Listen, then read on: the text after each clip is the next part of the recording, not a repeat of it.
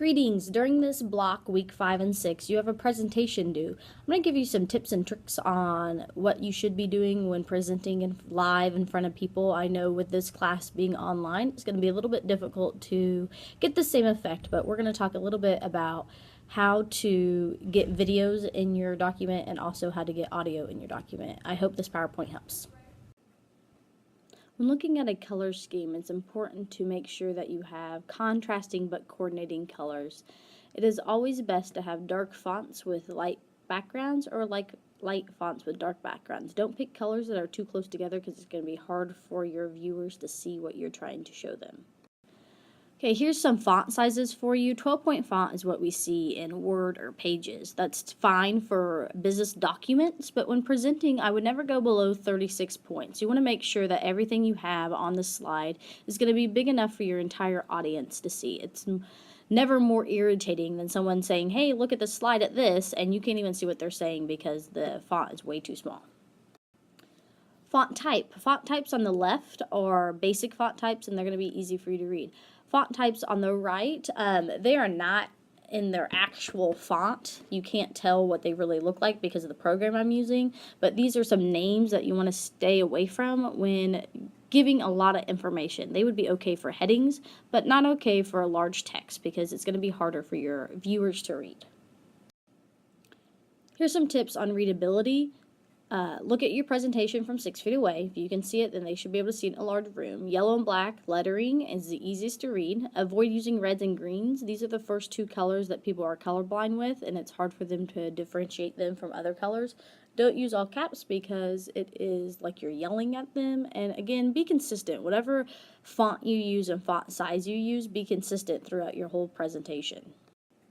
I know this is going to sound strange, but when creating a PowerPoint or Keynote, don't use complete sentences. No one wants to be hearing and reading the exact same thing. If that was the case, then I would just give you the information and you could read it. So use key ideas only. Big words, certain words that are just going to give you the concept. It's like an outline, but then as your speech is going to fill in more information. So again, a PowerPoint is like an outline. Key ideas only. Do not write in complete sentences. Left justification is the easiest to read. So when having a lot of stuff on a slide, keep it to the left. 5 to 6 points per slide is going to be plenty. There are 6 on this one. It's plenty. Don't go too small and don't have too many points. It is best to have more slides with less information on each slide. Again, be consistent and choose your effects wisely if you're choosing to use your custom animation tools. When creating a theme or a color scheme, like I talked about before, make sure you pick contrasting and coordinating colors and take lighting and glare into consideration. Is it going to be easy for people to see? It's always best to know exactly where you're going to be presenting so you understand the lighting and glare in that room. Some rooms are better for presenting than others. So be aware that your presentation might not look the same in the environment that you will be presenting the presentation opposed to the environment that you created it. So basic, very easy color schemes are going to be the best. When picking graphics to use, make sure they're clear. Remember, the content is really what's important. Graphics are great and can really enhance a presentation if they are appropriate. Unclear graphics or images that have nothing to do with what you're presenting is only going to confuse and frustrate your audience. The next few slides are going to discuss some things of what not to do when creating a presentation. Example, have a gray background with black text. Too much text. Looking at this, I wouldn't even want to read it. I wouldn't even start reading it. It's too small a font. It's too much. It's complete sentences. Way too hard to read. Another no-no, having too much. Avoid using a lot of colors and graphics. These graphics have really nothing to do with one another. They're too distracting. Text on top of the graphic makes the text hard to read, so avoid going overboard. Avoid using pictures as backgrounds. This is too distracting and hard to see. I see the background, not the text.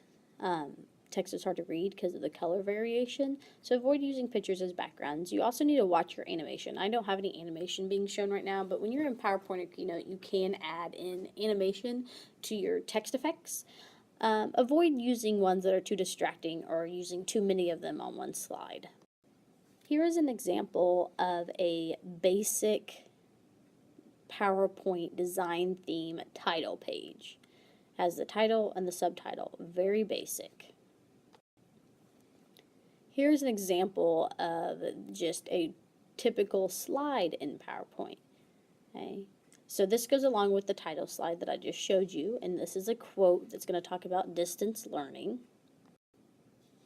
Now take a look at this slide. Distance learning, anytime, anywhere. This is exactly the same thing as 2 slides ago with the basic design theme. My point to this being that don't just stick with design themes and the basics. They're very boring and plain and everyone sees them. Try to spruce it up a little bit by adding graphics that are clear, that represent what you're doing, and also changing your font colors and sizes to make it eye appealing. Again, this is the same quote that you just saw 2 slides ago in the basic design theme of PowerPoint by creating different colors, different orientations, making the specifics of the quote stand out, as well as putting a background on. Adds some little bonus and makes it look a little bit more appealing. Let's talk presentation topics now.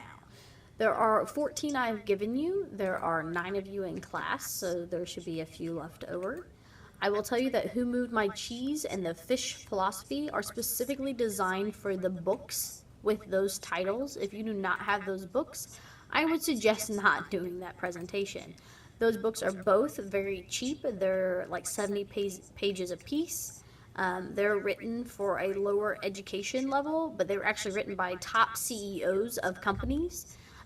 Great books, great for anyone that's undergoing a change in their life or kind of stuck in a rut or working at a job that maybe you're not the fondest of and that you need a little refresher. I would highly recommend Who Moved My Cheese or The Fish Philosophy for anyone.